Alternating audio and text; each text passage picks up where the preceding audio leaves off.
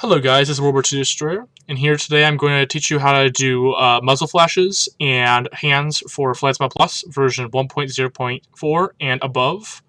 The way we're going to start is you're going to take your gun right here, or whatever gun you want to choose to use. I'm going to be using the M1 Carbine this time, and we're going to make a muzzle flash first.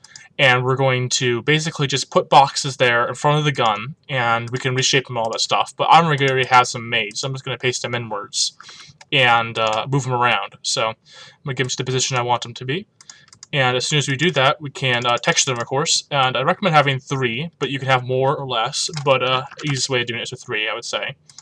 And with that, you texture them, of course. And I already have the texture open, so I'm just going to basically take the grease gun, which is one of the previous ones I did, and paste them in and save the file. And there we go, we got muzzle flash in. So now we got to actually put this into game.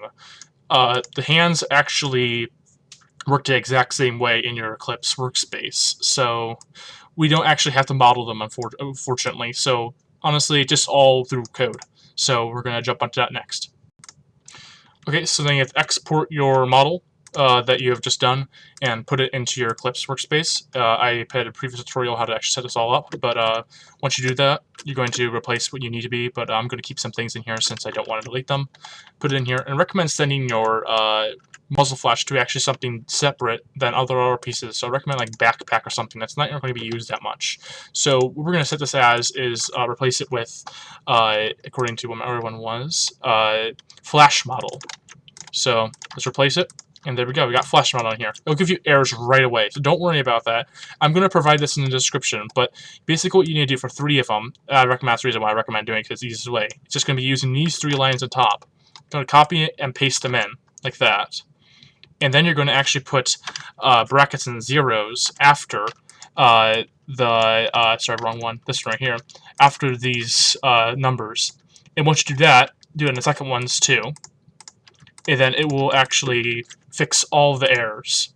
It's really weird how it works, but that's how it does for some reason. It's just, it doesn't export correctly. Now, that's all you have to do for flashes, actually, except for you have to add this one right here, which is actually the flash point, which you actually kind of do a little bit more of a testing around to make sure it works in game, because you're going to have to actually find the exact point you want to put it at. But as soon as you get that done, muzzle flashes are completely done. That's all it is.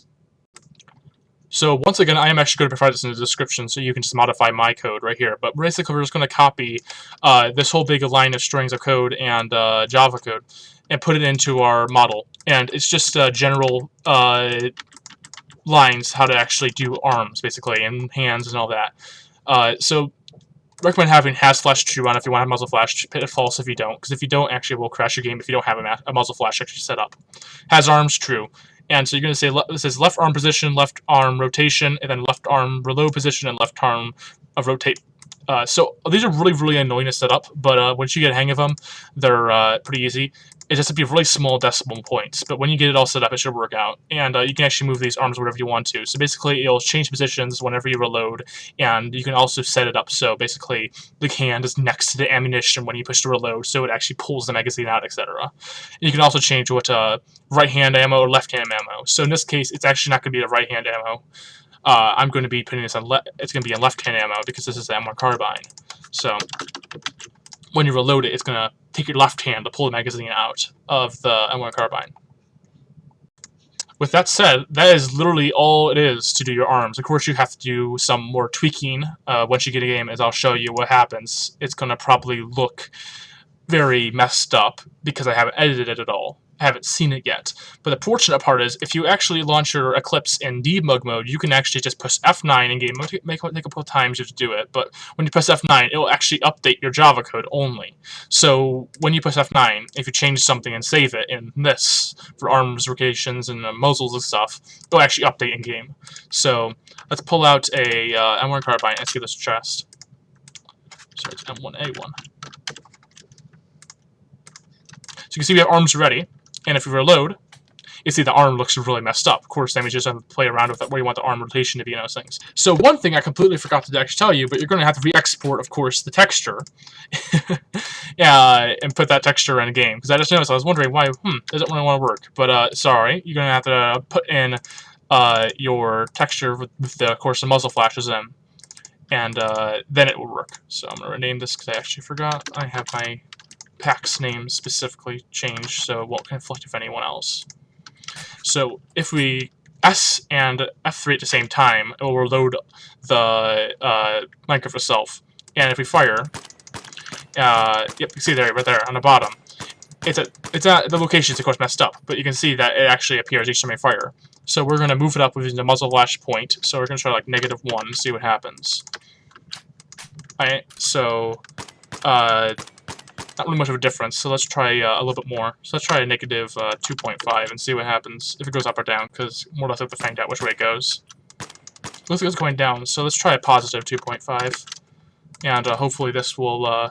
Yep, it's going on higher now. So you basically just have to tweak it around, and eventually you'll get to the point that you have the muzzle flash actually where you want to be. Just a little bit more, and I almost have gotten this one up. Let's try this. Let's try 3.5. Again, I'll provide all this info in the description. There we go. So now we just have to now change the distance. So let's try -0. No, let's try just -1. And see if that works. Okay, so it's still not right. So let's try -2. However, for the hands, of course, the decimals are a lot bigger. It's a lot smaller, I mean. So just with the muzzle flash, it's a little bit better. But it also depends on, of course, your model skill of the gun, etc. So there we go. So we can see now we have a muzzle flash. We just gotta adjust now the sideways to it. So let's try -0.5. Nope, that's the wrong way. Let's try regular 0.5. A little bit too much. Let's try positive 0.25, and this should wrap it up. And let's see now. Perfect. So a little bit, I did some small adjustments to it, but other than that, that's literally how you are supposed to set up your arms and the muzzle flashes in Minecraft version 1.7.10 for flashModel version 1.0.4 and onwards. I hope this tutorial helped, and if you have any questions, you can directly message me from my Discord on SMP or Warfare 44's Discord. I provided those both in the description also. Have a good day. Bye.